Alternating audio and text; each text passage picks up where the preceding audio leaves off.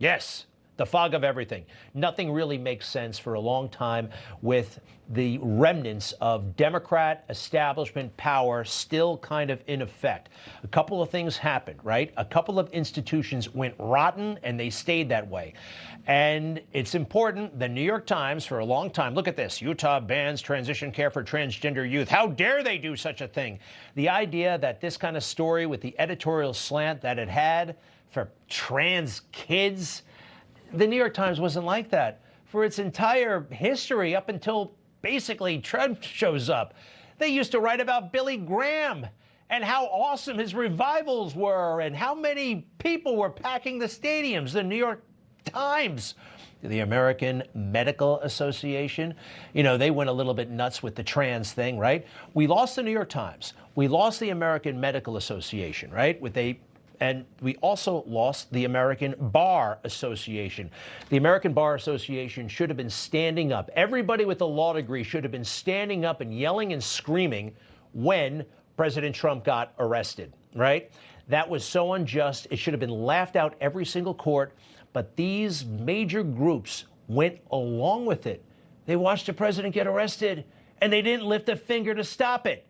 Well, finally, some people, I guess, were getting accountability, all right? You heard about this Southern Poverty Law Center, and it turns out that there is a bigger hoax than even the one we already knew about. Charlottesville, it was all a hoax. The whole damn thing, everything. It was a psyop. It was a false flag. It was constructed. A little bit of a review. The Robert E. Lee statue in Charlottesville, Virginia, have been standing there since when again? 1920-something? 1924. 1924. 6 months after President Trump becomes president, there's a riot about this statue that had been there for a century, right? Does that make any sense? No, it doesn't make any sense. This was a designed operation, and we know one of the culprits, the Southern Poverty Law Center. These guys. Sounds nice, right? Oh, they fight poverty and they're into law. And they're always talking about them on the news. They must be legitimate.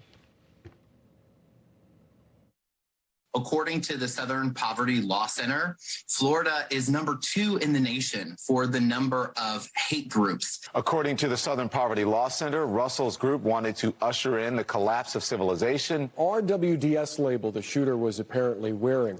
When you're talking about far-right groups, those letters stand for Right-Wing Death Squad. That's according to the Southern Poverty Law Center.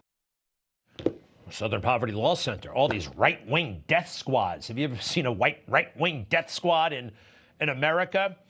In the movies? What are you talking about? Information. Truth is freedom.